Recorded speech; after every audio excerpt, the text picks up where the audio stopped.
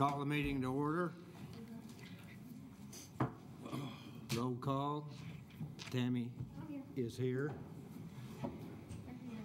And Mike should be here, but it will be. Other than that, Mike Stuber is the only person absent this time. We will have the invocation this evening. Will be led by Josh Haynes of the North Garland Church of Christ. Josh, and we'll have the flag salute. Ono, would you like to give the flag salute this evening?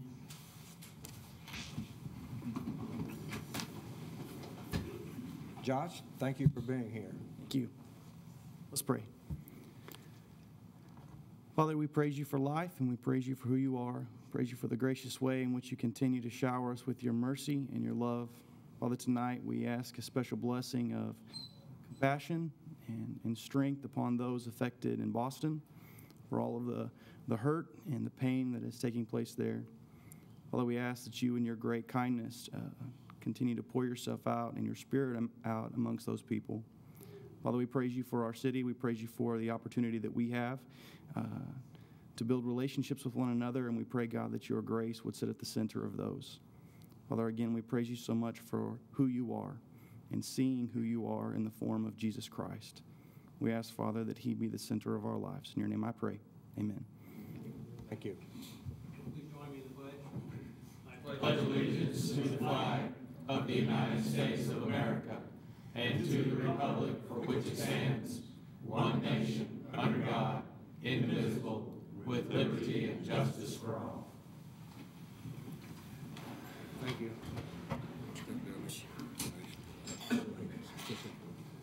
Before we get started, we're going to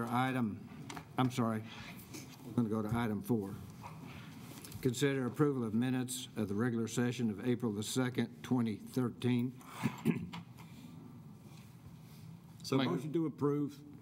Motion by David, second. I'll second it. By Ron. Any discussion? Please cast your vote. Motion carries 6-0. Item 5, awards, presentations, and organizational business. 5.1, present the pet available for adoption at the city animal shelter.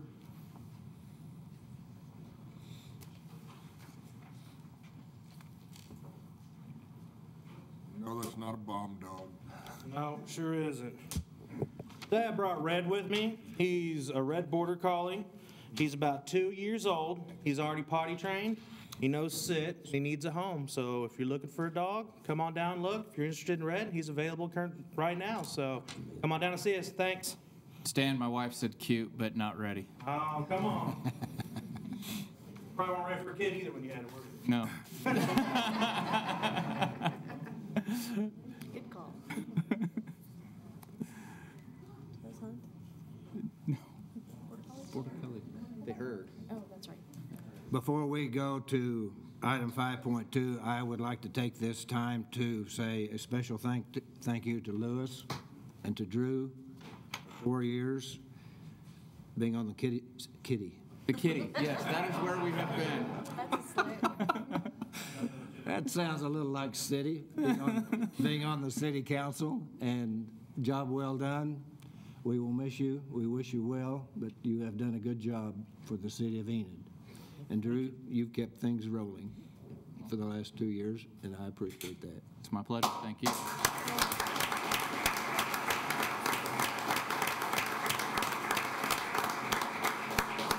Our next meeting will be on a Monday, May the 6th by charter, and we will not meet on Tuesday, the first Tuesday in May. Things come fast and furious at that first meeting, but may not have a chance then, as I do now, to say thank you very much. Good job. Thank you. Item 5.2. I'm sorry, Eric, we've got proclamation. We do have some proclamation, Mr. Mayor, if you wish to join Steve Kine down front. I see our very handsome and powerful district attorney here tonight, Mike Field. I believe I have a proclamation for you if you'd step forward. It's a pleasure to have you council chambers, Mike. We appreciate what you do. And I'm thinking it might be National Crime Victims' Rights Week. Mr. Mayor, why don't you come over here and join them? And this proclamation reads, whereas the United States Department of Justice has launched the Vision 21 initiative to renew our nation's commitment to serving all victims of crime in the 21st century. National Crime Victims' Rights Week of April 22nd through 28, 2013 provides an opportunity to extend that vision to every victim of crime in the United States to help ensure their access to the help they deserve and the rights they are promised. The City of Enid is joining forces with the Victims Service Programs, criminal justice officials, and concerned citizens throughout Enid and America to raise awareness of victim rights and to observe National Crime Victims' Rights Week. Be it resolved that I, Bill Shuey, Mayor of the City of Enid, do hereby proclaim the week of April 22nd to 28th, 2013 to be National Crime Victims' Rights Week. Thank you very much.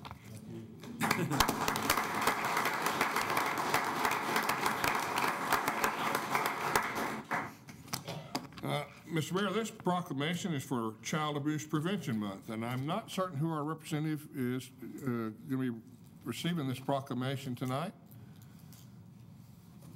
Clifford, is that you?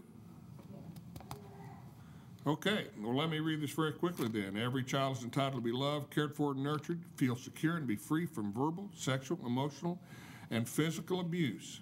Our communities are stronger. When, there you are, I thought so.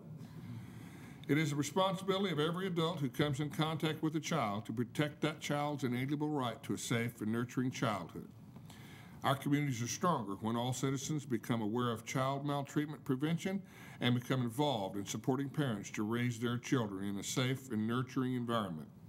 Now, therefore, I, Bill Shuey, Mayor of the City of Enid, do hereby proclaim April 2013 as Child Abuse Prevention Month.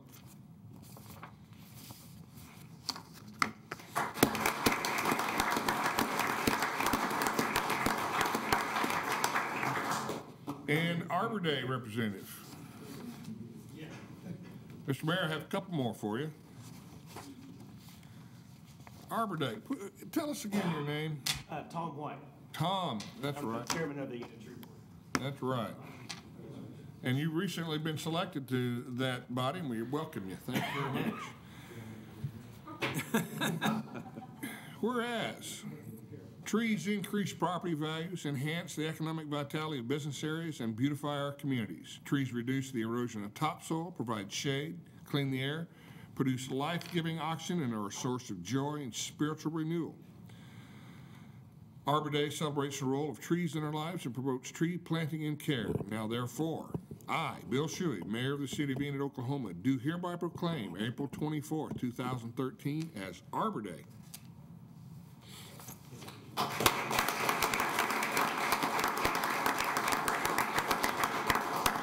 And Fair Housing Awareness Month. Right? And I think we missed previously, Mr. Mayor, Civitan Awareness Month for one of the Civitan clubs. Is that representative here? Please come forward, sir. Civitan International was founded on March 17, 1917 in Birmingham, Alabama. Civitan International now has 40,000 members in 28 countries worldwide. The Campus Civitan Club projects and fundraises, let me start that one again. The Campus Civitan Club projects and fundraisers provide members with meaningful involvement within the community. And it does the good work of the community, such as the Horn of Plenty Fund Drive, dances for the developmentally disabled, Make a Difference Day, Christmas caroling in nursing homes, and many other projects within the community of Enid. Now, therefore, I, Bill Shuey, Mayor of the City of Enid, do hereby proclaim April 2013 as Civitan Awareness Month.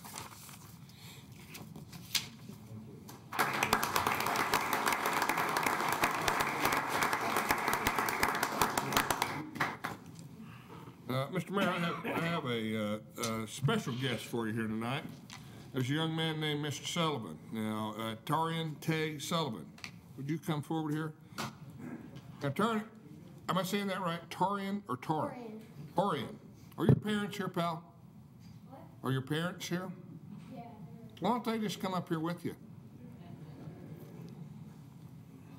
I bet Mr. Kine would be happy to run that camera for you.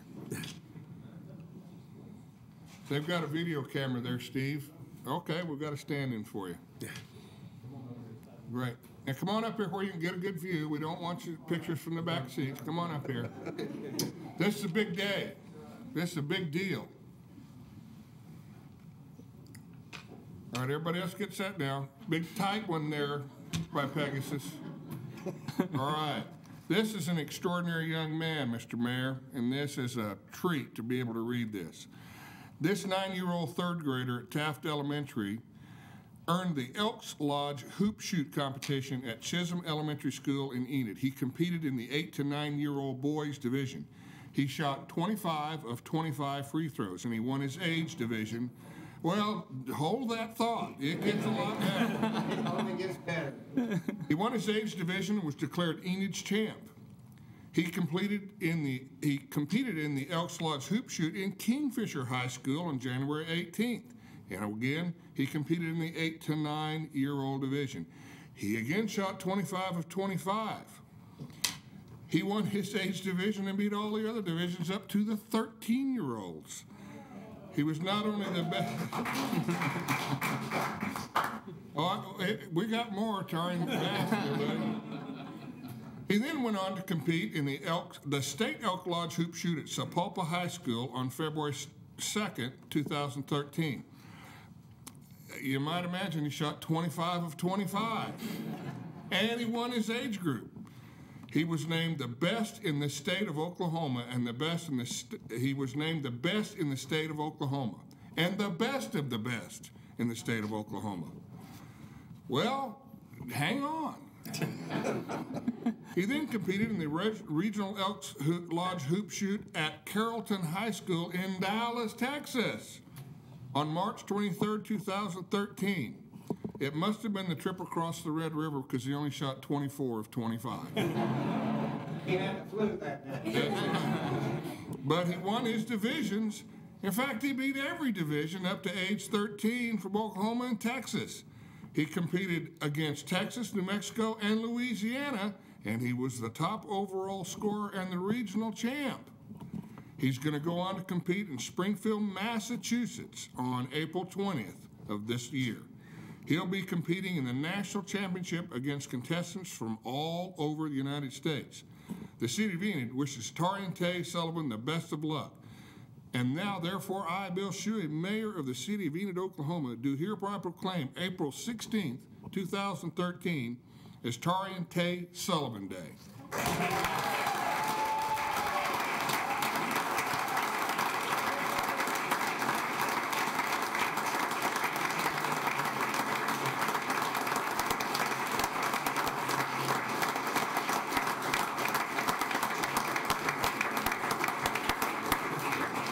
I challenge any of you to make 99 out of 100. Great job.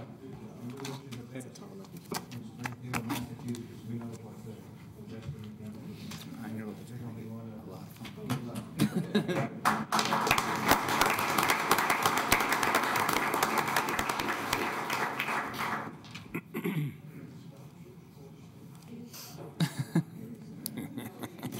Hopes. That is an amazing feat. I don't think it's been clear. I thought the feel-good stories were supposed to come at the end of the meeting. That is a good story. The day he missed the one free throw, he did have the flu. Next time you're out in the backyard with the child or grandchild, try to make 5 in a row and see what 25 in a row does to It'll make you humble in a hurry. Very talented. When is he going? April the 20th? April This the weekend. 20th, yes, sir. This weekend. Item 5 point, I'm sorry, do you have anything else on the? No, sir, that's it. Okay. 5.2. Item 5.2, appointments to the Police Civil Service Commission, Park Board, and Library Board. Joan? Commissioners and Mayor, we have 3 boards to elect candidates to. The first one being the Police Civil Service Commission. There's 1 vacancy to be filled by a resident of the city of Enid, and we have 1 application. The application received was from Dalen McVeigh, and since there is no opposition to that, it's the council's ability to now is to just recognize him as voting him in or. I'll make a motion that we approve Mr. McVeigh. Would we like No, don't, he's an attorney. He's going to take up too much time. I second it. Is there one prepared, or are you flying off the hip? The hip always. Okay. I'll second the motion to. All right. Already had a second. Okay. Ron, did you make the motion? I did. Second by Lewis. He did. No further discussion. Please cast your vote. Motion carries 6-0. It's pretty funny. The Park Board has 2 vacancies to be filled by any interested citizen of the city of Enid. We have 5 candidates. I will read their names, and if any of them would like to stand and say something to the commission, please come and do so. Just state your name and your address when you come to the podium. We have Carmen Ball, Nancy Moore, Donna V, Mark Kiefer, and Ryan Shallow. Any of you that would like to?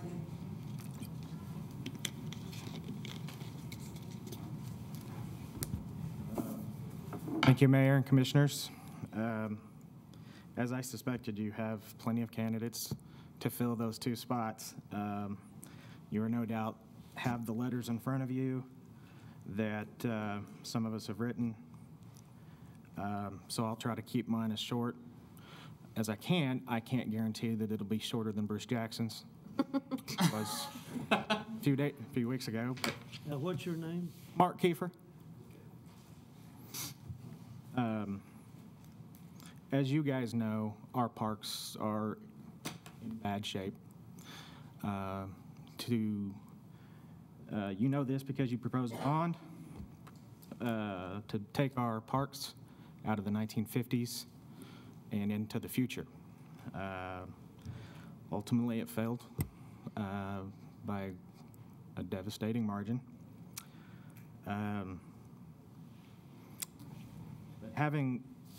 I feel a little personally invested in that. Having 2 children, I don't like my kids going down the same slide that I went down when I was a kid, that my uncle went down when he was a kid. I don't like them practicing on baseball fields that were built before Eric Benson was born. That was a long time ago, Mark. And that's a long time ago. And I don't mean that as any disrespect. Kind of funny, but not disrespect. I've talked with a lot of people in this town, and I think there's still some momentum left for parks.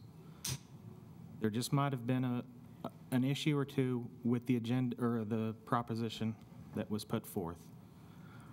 And I, for one, want to be a part of the solution to that problem. I don't want to be somebody that's sitting back and saying, oh, they should have done this, they should have done that. I want to be somebody that's working within the Parks Board to give you guys the assistance that you need to come up with another plan, because I think the citizens of Enid deserve another plan. And I think our children deserve another plan. I think that they deserve better parks, and we can give it to them. Thank you.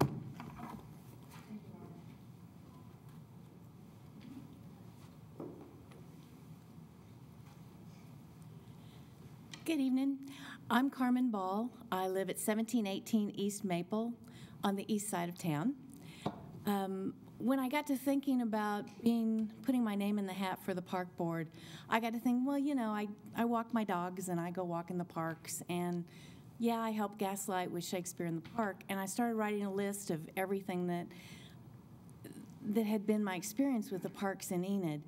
And while I agree that a lot of the things need to be repaired and ongoing maintenance is a real issue with the parks, I think the main thing about parks that made me interested in being on the board are really two things. I think I'm accessible to people. They can come talk to me if they have issues or problems. And then the other thing is that parks are about dreams. Parks are where a lot of kids roll down their first hill with their parents. They have a picnic. They have a business picnic with their family and other employees of whatever place they work. You go play tennis. You walk in the dog park. And I think those dreams are what part of the park board's job is to listen to what people want from the parks, put the money angle together, and then go on to the future so that they can be a quality of life for the future of Enid, not just our children, but their children and their children. And I'm a little selfish, too, because I still want great places to play tennis, to walk my dogs, to have Shakespeare in the Park for Gaslight, which will be going into its 20th year. So there's that, plus all the other great parks in town. Some of them are small little ones, like the one that's just around the block from our house on Glenwood. That's a great little park. It doesn't have a lot to it, but it's a wonderful place for a picnic or to walk your dog and just have a great space to be by yourself, if nothing else. So I would ask for your consideration, and thank you for having the Parks Board.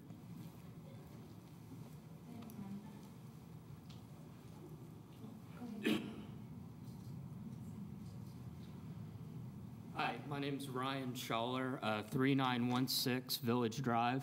I've actually also applied to the library board, and it seems there's a bunch of dedicated people who want to be on the Parks Board, so I'm going to remove my name from the Parks Board and just focus on the library board. Thank you. My name is Donna Veith. I live at 4601 Level Lane. I've lived here since 2001. I spend a lot of time outside. I walk my dog, I ride my bike, and I just don't see enough people out. I did go to the walking initiative this Saturday. I got there about 10 to 1 thinking I would be early. I had to take an extra large t-shirt because there were so many people there. There's so many people that are excited about the trails, and I think if we could just get the parks better and get some more communication out to the people of Enid to get more people out and enjoying our city. I think the whole quality of life thing that we've been bringing up, we've been reading in the paper, I think we're getting more and more, and we're talking more and more about that. I've been here since '01, but now I see a real movement for it. I see more people talking about it, and I'd love to be a part of it. I have gone to a couple of the park board meetings, and I like the folks that are on it. I think it's interesting how intricate and how many things there are to consider in even this pretty small town. I moved here from St. Louis, and before that I lived in Chicago, but you don't realize how important each little thing is to so many people in this city, and I think it would take a lot of time to do these things, but I think we have a big movement going there, and I think this is a great time to be part of the city of Enid, and I hope you'll consider me. Thank you. Thank you, Dawn.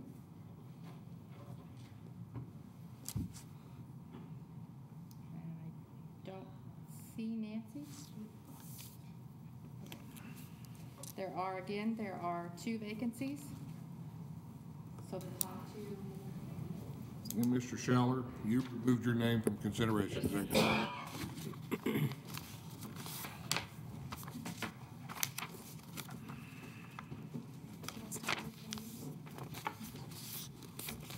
correct? No, it really doesn't. It's not the last time. We have another vote.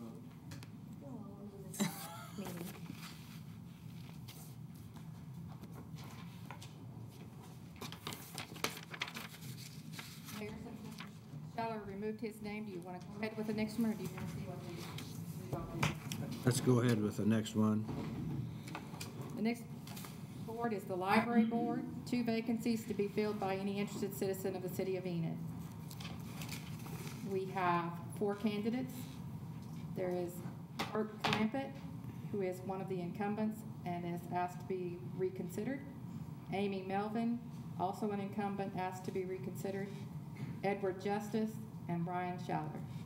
If you are in the audience and would like to approach the council, just state your name and your address, please. Again, Brian Schaller, 3916 Village Drive, which is over on the west side of town in Seven Pines.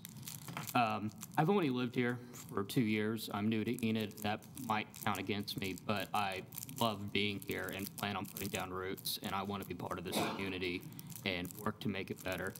Literacy is probably one of the most important causes I believe in. I think the fact that I had people who read to me and provided me with books growing up is the reason that I was able to be successful in school and in life. And that is why I wanted to focus on this more than the park issue, because this is something I really do care about. I have a lot of experience when it comes to literature and reading. I have an English degree. I have master's experience in English. I'm currently working as an attorney here in Enid. And like I said, I enjoy being part of Enid, and I'd appreciate it if you'd consider me for this position so that I could do anything I can to help other people learn to love reading as much as I have. Thank you.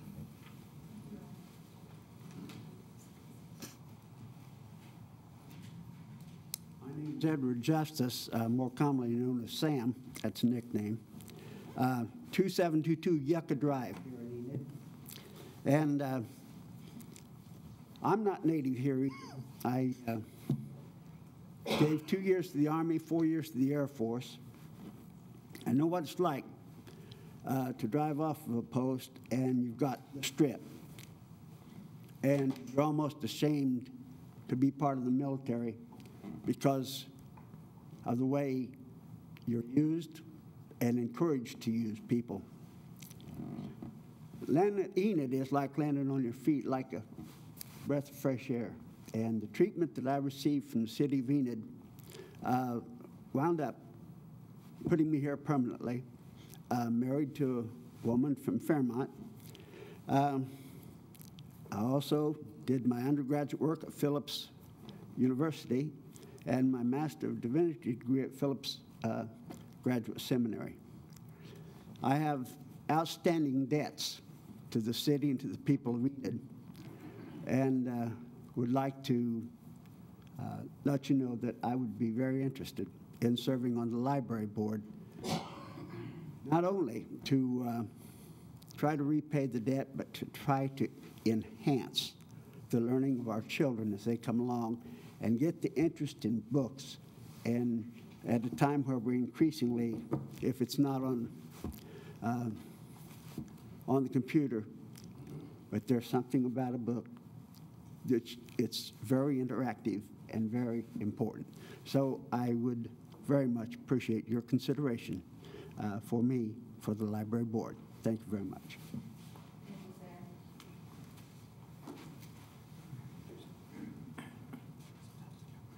Well, I'm Bert Clampett. I'm on the library board now. I've had the pleasure of serving 3 years there, and I do have something in common with people. I've only lived here 9 years, so I'm kind of new to Enid too. So that, I guess must be a prerequisite for being on the library board. I do have a PhD, and I use the library a lot for a lot of scientific stuff. But the library is a lot broader than for science. It's for everybody, and I want it to continue that way. I do think we have a wonderful library. I think we have a wonderful head of it. She's very good, and I appreciate her very much. Thank you.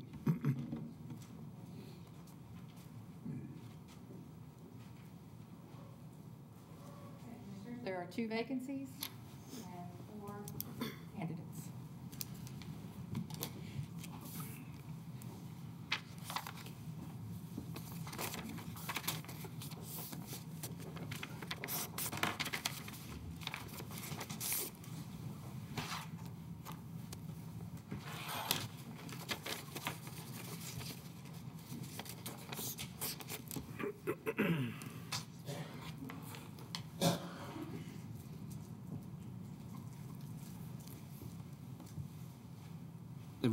The results of the park board election, the 2 winners were Carmen Ball and Mark Kiefer.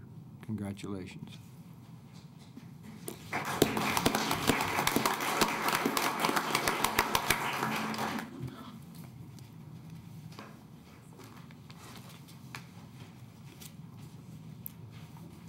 we'll wait till we move on.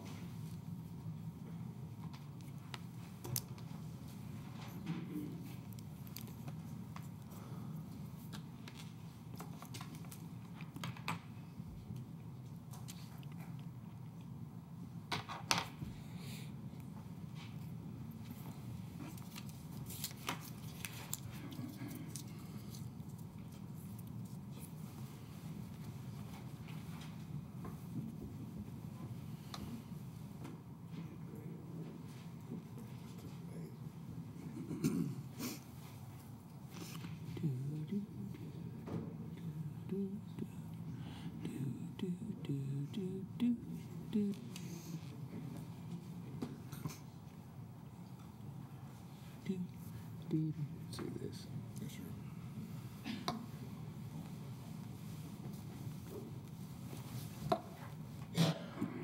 The library board will be represented by Bert Clampett and Ryan Schaller. Congratulations.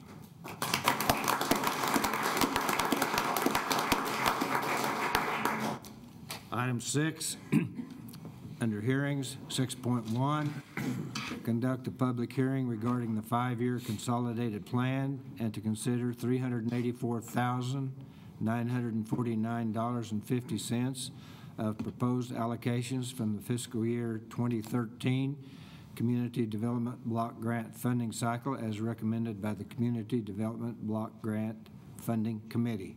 Stephanie? Good evening, Mayor, City Commissioners, City Manager. The Funding Committee and staff made recommendations. There should be an attachment in the agenda showing the difference in those. And tonight, I just wanted to conduct the public hearing to get any public comments. Those will be in our consolidated plan and in the annual action plan. And then we'll bring back the consolidated plan and the action plan on May the 6th for your approval to send to HUD. So anyone can speak that has not signed up? That's correct. And with this, this budget that we're proposing a 5% decrease from last year. We don't have numbers yet from HUD to say exactly what we're going to get. So the funding committee has decided to just go across the board cut. If we get 10%, we'll just do an extra 5% cut here.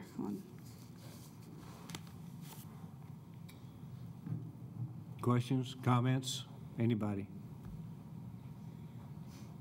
When do you think you will hear from HUD? Usually we hear from them in August. And here we are in May, August April. 2013 or 2012? 2012. Yeah, so this is really odd that we haven't heard anything. But what I'll do is just make changes to it, amendments when we find out. It could be after May, it could be June, July. Okay. This is the federal government we are talking about. Yes. David?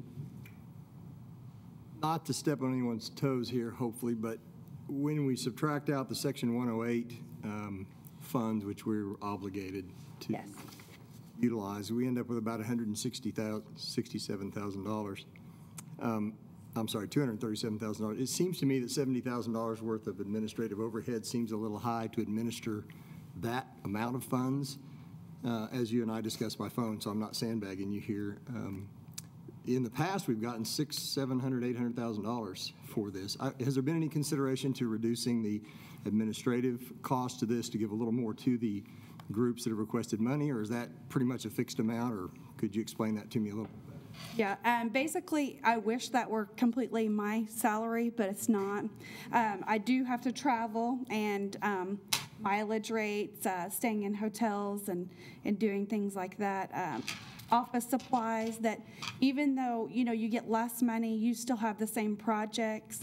So right now I work on 2010, 11, 12, and going on 13.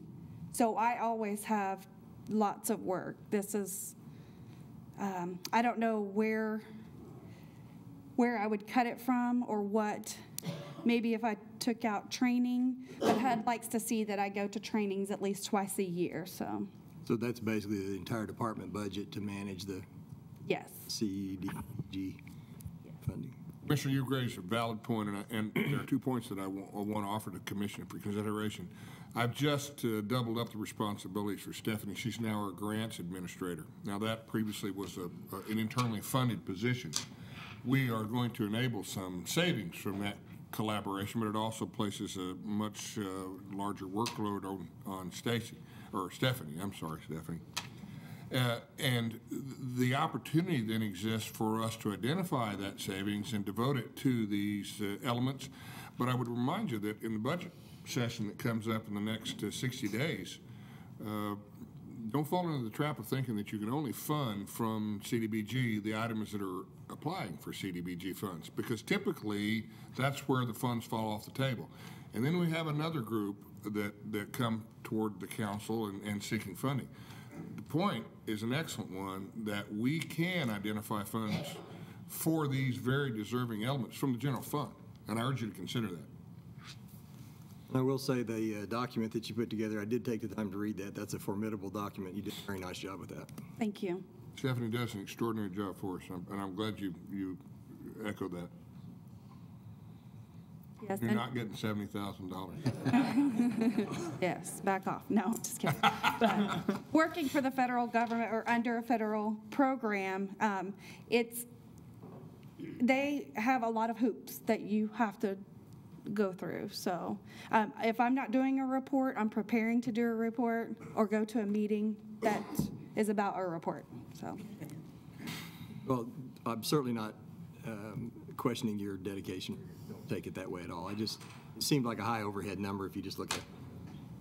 Right. But I'm asking for a raise shortly, so there. And you should. And you should.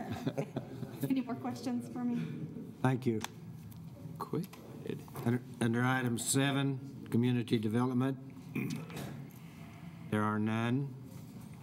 Under item 8, administration, item 8.1, consider an emergency resolution authorizing the city attorney to levy a judgment of the Workers' Compensation Court of the State of Oklahoma entered in favor of Charlie W. Stanley and against the city of Enid in the amount of $20,366, providing that the judgment will be levied pursuant to 62 Oklahoma statute.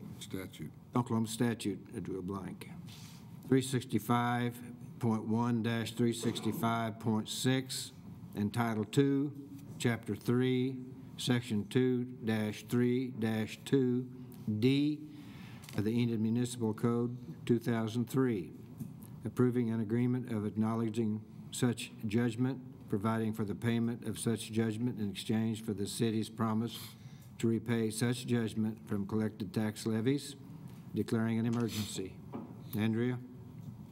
Mayor, Commissioners, City Manager, I will make sure that I make my title shorter next time. I forgot about that. I usually try to make them shorter so that you don't have to read it all out loud. It's been a very long time. Now you tell me. Yeah, I know. It's been a very long time since I've brought a workers' compensation judgment to you and asked you to pay the judgment. Tonight we have 2. The first is Mr. Stanley, and he hurt his left calf, but as a result of that, he had ended up having surgery to his right hip. The judge has ordered $20,366 be paid to Mr. Stanley. According to our ordinances, anything over $20,000 is to be levied on the tax rolls. So this emergency resolution will allow me to levy that onto allow me to give Linda the paperwork to levy that onto the tax rolls. It'll also have you sign an agreement acknowledging the judgment, providing for the repayment of the judgment in exchange for the city's promise to repay from the collected tax levies, and then declaring the emergency. And I'll answer any questions that you might have. Questions? I'll make a motion we approve the resolution. Second. A motion by Drew, a second by Lewis. Any further comments, questions? Please cast your vote. Motion carries 6-0. Make a motion for the emergency. Motion by Drew to approve the emergency. Second. Second by Tammy. Further discussion? Please cast your vote. Motion carries 6-0. Item 8.2. You didn't make this one any shorter either. I did, I'm sorry. All right, I will read it. Consider an emergency resolution authorizing the city attorney to levy a judgment of the Workers' Compensation Court of the State of Oklahoma entered in favor of Michael D. Schatz and against the city of Enid in the amount of $27,455, providing that the judgment will be levied pursuant to 62 Oklahoma Statute 365.1-365.6 and Title II, Chapter 3, Section 2-3-2D of the Enid Municipal Code 2003, approving an agreement of acknowledging such judgment, providing for the payment of such judgment in exchange for the city's promise to repay such judgment from collected tax levies, declaring an emergency.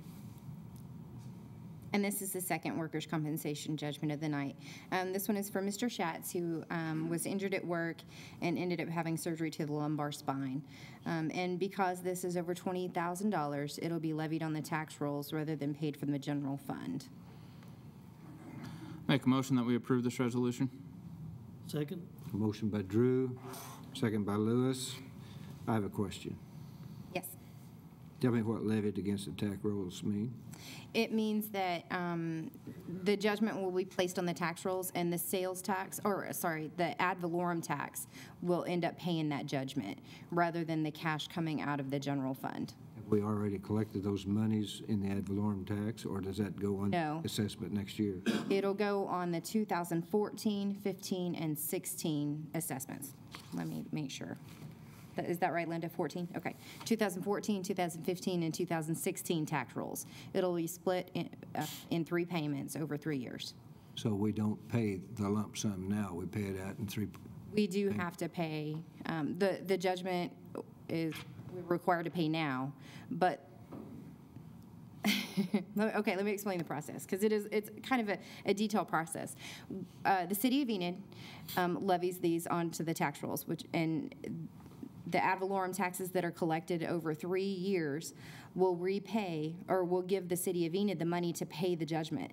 The actual judgment will be paid from EMA as soon as you authorize this resolution and the companion item under EMA. So the EMA pays now.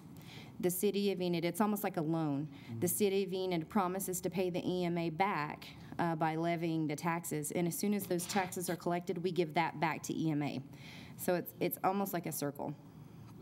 Did that make sense? It was a really short version of. But you're going to have 2 in that same bucket tonight. Yes.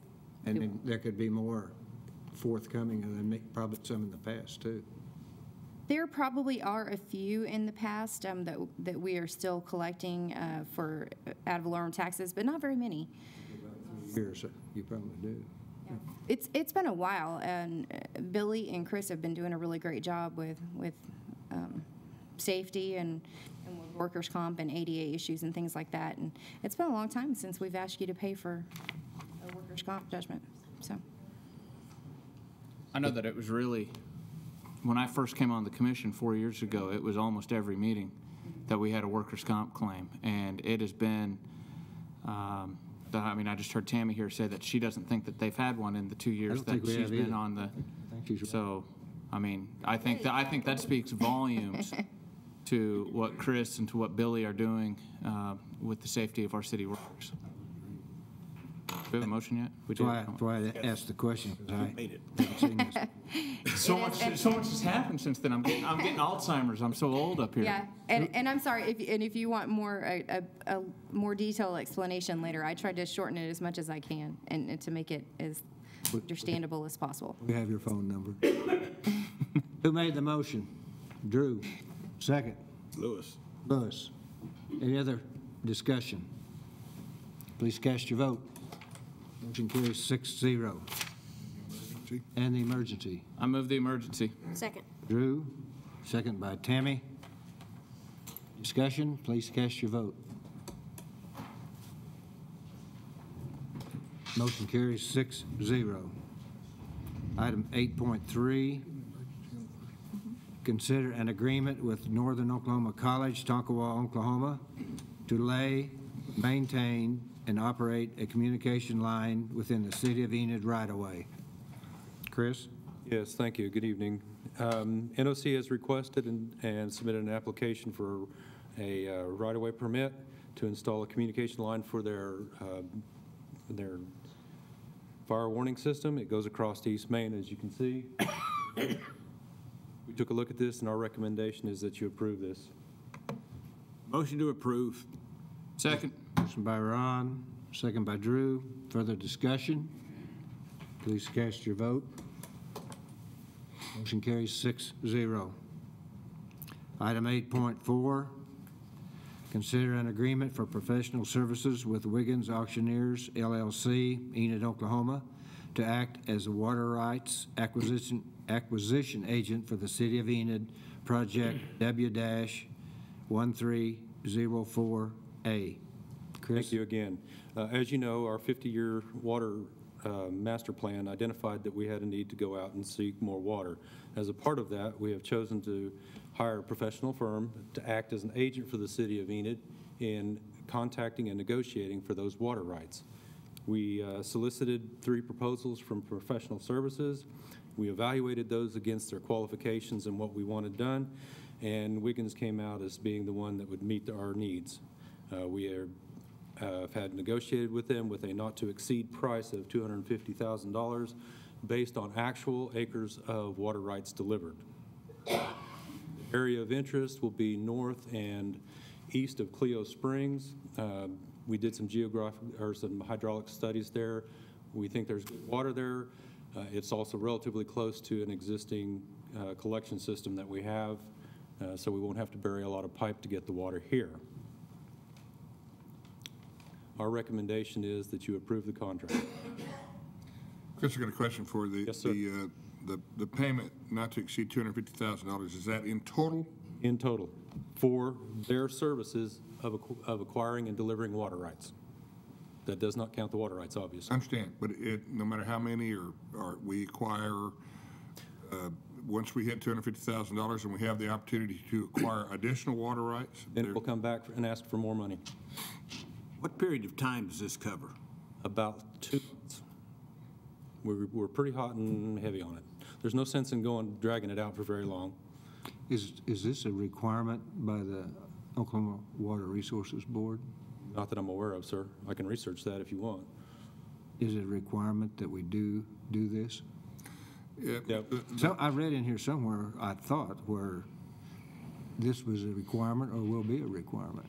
Well, the requirement is self-imposed, Mr. Mayor, frankly, because we don't have an effective medium within city staff to pursue this in our best interest. And it is not always met with great gratitude when the city of Enid approaches the landowner. Sometimes it's best, just like in purchasing a piece of property, that you have a real estate agent do the negotiation for you. You have an independent advocate for either side, and they don't glare at each other across the room or any variation thereof. We know that we need someone with a local interest and a local identity and a trusted agent to act on our behalf, and we think that we've chosen the right one. Who's done this for us in the past? Nobody, really. We've done it either offhand, we've had agents attend auctions, and frankly hasn't worked as well as we want it to. We're considered in, this is a very delicate issue, great emotion attached to groundwater, and we know that it's very difficult for the city of Enid to negotiate a fair or even a receptive contract with some of the folks that we need to attend to. And not only do we need it, but it's very difficult to achieve, but we think that a neutral third party is in our best interest to do so. Mr. Benson, what safeguards do we have in terms of, I mean, I can buy you all the water you want if you give me a $2 million blank check. Actually, how do we negotiate those without exceeding cost that we don't incur. That's a great question, Dr. V. We have parameters on the cost that we're willing to pay for these. There are the concessions that we're willing to consider. Typically, it's not the price as much as it is the presentation and there is an ingrained opposition to the city of Enid showing up in Alfalfa County and doing what appears to be a water grab. So we need someone with standing in the community, someone with trust in the local area, and someone who frankly knows the owners of those properties. My understanding, you have done this on occasion and been met with open weapons and have indeed hard fences. Have indeed. Probably good not to have someone else do it. Part of the agreement is that if someone is interested in doing business with us, we will put down a test well. That test well will determine water quantity and water quality, and those items help determine how much we're willing to pay per acre for that water right. Has to meet our needs before we'll even make an offer on it. Waters with high nitrates are not that useful to us unless we have a lot of really good water to mix with them. As long as there's some safeguards built into this, then it's good. Who negotiates that? Wiggins Auctioneers? Wiggins represents us and starts that negotiations, and if they get to a position where we believe we have closing, they will come to us, we will sit down with those folks, and then obviously that has to come before this group. Sir? Okay, we have a map up there, of all the sections and everything. Is that how many wells we got up there, and is? This right here is our Cleo Springs well field, and this one is Ringwood, and there's another one at Ames and Drummond. Do we have any idea how many wells or properties? How many different people's property we're on? Sure we do. Yes. Yes. That's exactly where they're. Okay. Yeah, we have agreements with everybody that we have a well in. And you're going over all these at this time? No, where we're going is we're trying to look, here's Cleo Springs, so we're talking about being in this area of Alfalfa and Major County. All those are west of Cleo. Them's already confirmed right there then. Yes, those are wells that we have in play. Okay. That's what I was wondering. I thought, now that's a lot of extra wells we're drilling there. My apologies, I should have clarified. Good point. I'll make a motion that we approve the contract. Second? A motion by Drew, a second by Lewis. Any further discussion? Please cast your vote. Motion carries 6-0. Perry, you'll need a safety vest. We wish you the best. Really, we do, because it's very important to Enid. Can I sell you some life insurance before you go out there? Yeah. That might be illegal now. Some of us do know where you live, so we wish you the best. Item 8.5, consider a request to name the gymnasium located on North 10th Street in Champion Park. Drew, you are the presenter. I am at that. Last month, I came before you at a study session as I had been approached by a constituent of mine, Mr. Rick Hughes, who had a desire to name the gymnasium at Champion Park. He wants to name it after his father. His father was served in the United States Army over 2 wars on 2 different continents. That would be World War II as well as the Korean War. His father, Gene Hughes, was born in 1927, passed away in 1997. He entered the Army when he was 16 years old. Of course, that was not uncommon for 16-year-olds, 17-year-olds during the era of World War II. During his 20-year career throughout the Army, he had won several different awards and medals through his service. And Mr. Hughes approached me several months ago in wanting to do this. And as this is his current manner in doing a process, is approaching a commissioner and having that commissioner bring it before this board. And so it is through that process that I bring this item to you tonight for your consideration. Tell me again the person's name. Gene A. Hughes.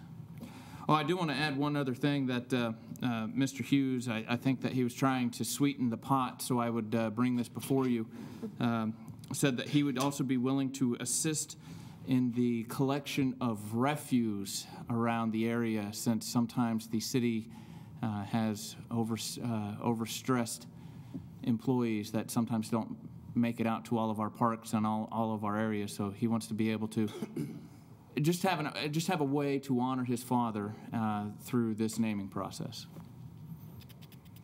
We do have someone signed up to speak to item 8.5. Recuse. Recuse.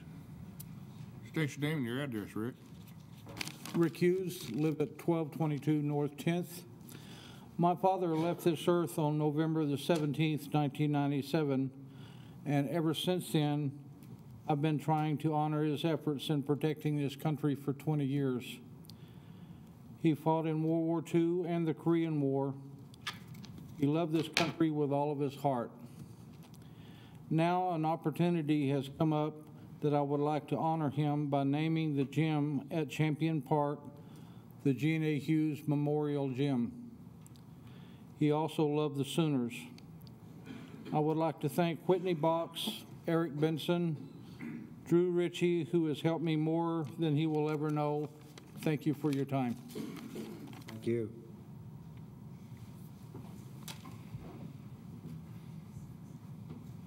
I make a motion that we approve naming the gymnasium after Mr. Hughes.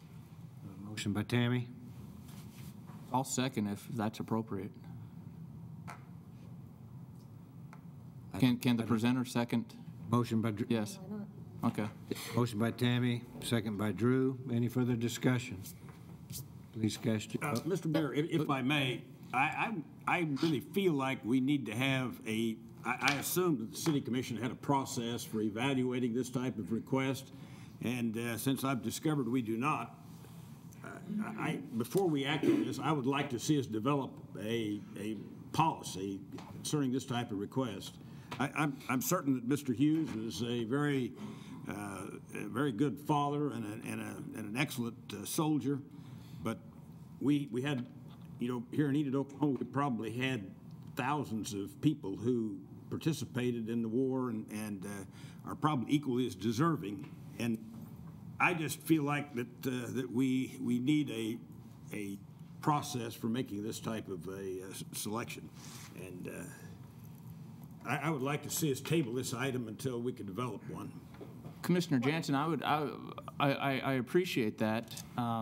Mr. Hughes was actually his desires and my desire was to be on the first April meeting, and he wasn't on that initial April meeting because he was told that there was a park board meeting that was going to happen shortly thereafter, and Mr. Hughes was willing to go that route and go through the park board.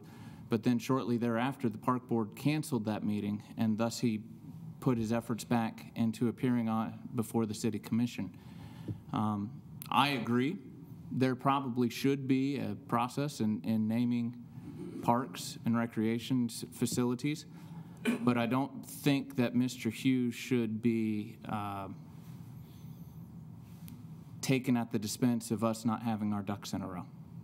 Well, is this a time-sensitive item? I don't think that it's a time-sensitive item, but I also don't think that the fact that he took the steps that were provided to him as a citizen of the city of Enid to have us take a step back and say, well, shouldn't we have something in place for that? Well, the answer to that question is yes, we probably should have something in place for that. But the way that I look at it is that, no, we shouldn't offend Mr. Hughes, who has done everything right as far as approaching his commissioner and putting something on the agenda. The other question I have is, do you think we can come up with enough facilities to, if 10 or 12 other people come to us and want a similar honor? I just see this having difficulty with that. So I would second your motion to table this also. I think we need to take a look at this before we we jump into it, because there potentially are a lot We of already have requests. a motion, a second on the table, I That is think. correct. Well, and I would just say that, no, we don't have a process for this, but he followed the process that we do have, which is coming to your commissioner, and then the commissioner put it on the agenda, and then we vote or not. And so he's followed every process that we have in place. And yes, there probably are thousands of deserving individuals, but up till now, they haven't asked. And he took the initiative to ask, and he followed all the proper steps. And so I think that, yes, we do need to come up with a process, and this is a good learning experience, that maybe after this, we do come up with that process. But I don't think, I mean, I agree with Drew that that's not his fault that we don't have that process. That's our fault.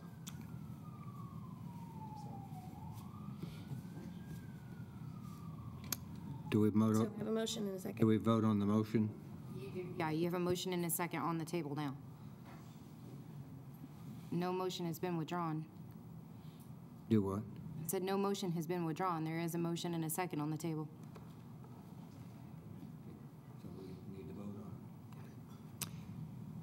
Any further discussion? We have a motion by Tammy, a second by Drew. Please cast your vote. Well, there's a tie, which means it is not approved.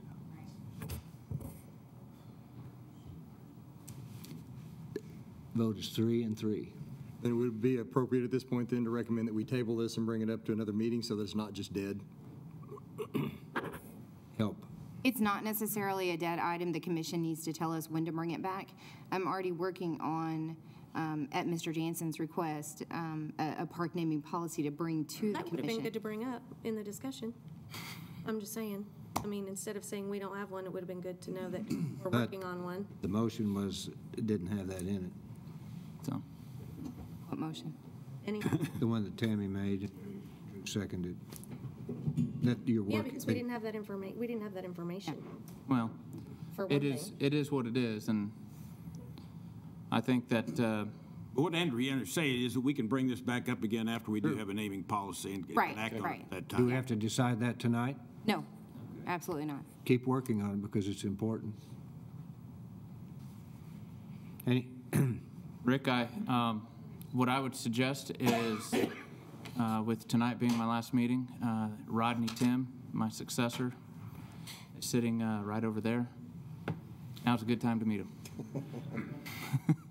we're going to move on. Item 9, consent.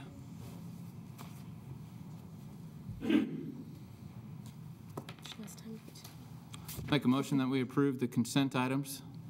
Motion by Drew, I'll second. second by Tammy.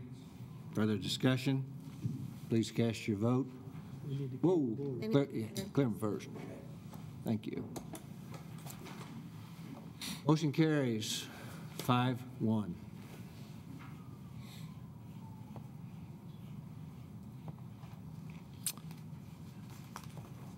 Item 10, we'll now recess to convene as the Enid Municipal Authority. Item 11, trustees of the Enid Municipal Authority regular meeting are all in attendance except for Mike Stuber, who is absent. Item 12, the Enid Municipal Authority regular meeting has item 12.1, consider an agreement acknowledging and providing for the judgment of the Workers' Compensation Court of the State of Oklahoma entered in favor of Charlie W. Stanley and against the City of Enid in the amount of $20,366. I'll move for approval. Second. Motion by Drew, and a second by Ron. Further discussion? Please cast your vote.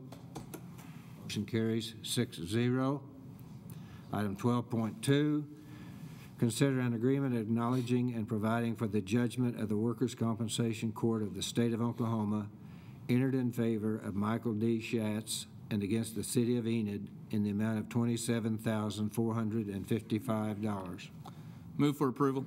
Second. Motion by Drew, second by Ron. Further discussion? Please cast your vote. Motion carries 6-0. Item 12.3, approval of claims in the amount of $107,407.55. Move for approval. Second? Motion by Drew, second by Lewis. Discussion. Please cast your vote. Motion carries 6-0. We'll now adjourn to reconvene as the Enid City Commission. Under public discussion, there's no one signed up. Under public discussion. Item 15, consider convening into executive session to discuss economic development and to reconvene into regular session to take any necessary action. Make a motion that we adjourn into executive session. Motion by Drew. Second? Second by Lewis. Please cast your vote. Motion carries 6-0.